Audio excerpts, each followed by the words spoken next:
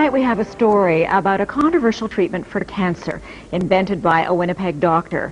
It's not new. In fact, Dr. John Davidson used it on hundreds of patients decades ago. What is new is that some 50 years after the doctor's death, more than half a century after his theories were dismissed as quackery, scientists are rekindling the flame of his research. With more on the legendary cancer doctor, here's CTV's medical specialist, Avis Fabro.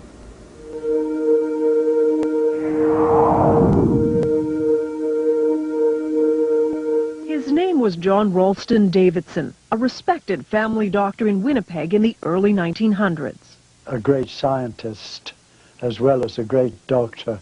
And this is Leslie Gurney Bishop, now 88, a journalist who documented Dr. Davidson's controversial treatment for cancer.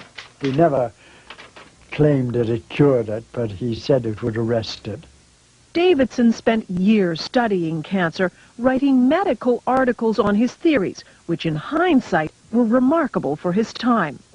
The doctor described cancer as a dietary deficiency, so he added generous amounts of vitamins to the patient's diet. But he also said it was critical to boost the patient's own defenses against cancer. Davidson took fertilized hen's eggs just 9 days old and produced a powdered extract, which was then injected into patients with various forms of terminal cancer.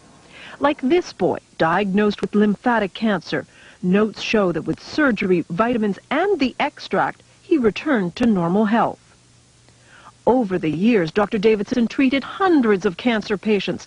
They all said, the ones I interviewed, all said that it had benefited them tremendously. Some said they were cured. Ruth Burke's father was one of Davidson's more famous patients. Harry Leader, the Member of Parliament for Portage-la Prairie, had been diagnosed with terminal bowel cancer by the Mayo Clinic in the U.S. But under Davidson's treatment, he improved. It was controversial scientifically, but that really didn't affect Dad. He believed in it. But Davidson's medical colleagues thought the treatment was useless and repeatedly refused him research money. It's as though they'd been instructed by somebody, well, just tear him up, just tear him up. And they did. Frustrated with the lack of support, Harry Leader, with his own good health as proof, took Davidson's pleas for funding straight to Ottawa in 1944, directly to Prime Minister Mackenzie King. He never wanted any publicity from this. He simply wanted help for this man whom he felt could help humanity. The Prime Minister refused to fund Davidson's work. The doctor died 4 years later. He would die pretty well of a broken heart, if you know what I mean, because he had not been recognized. His cancer treatment thought to have died with him.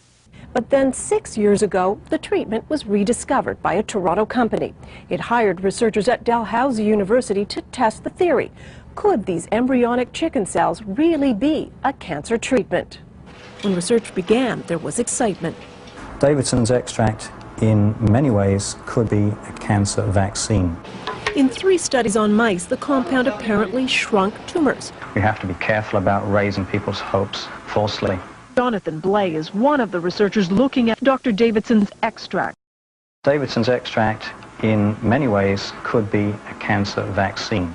There could be things in the extract that promote a response against the cancer. But then suddenly, the research stopped. The then owners of the extract had financial problems. They stopped paying the researchers.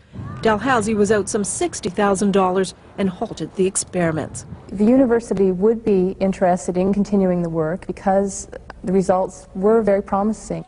But for nearly 5 years now, the capsules have simply laid on the shelf. One could easily walk away from and say, to heck with it. But would we be leaving behind something that could potentially have significant impact for large numbers of people? But if there are no takers soon, the venture will die. A darn shame, says Dr. Bain, because we still won't have the answer. Was Dr. Davidson right?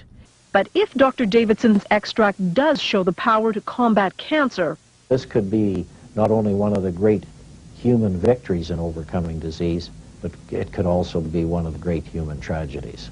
A tragedy because for the last 50 years, a possible cancer treatment and its pioneer were forgotten. Avis Favreau, CTV News, Toronto.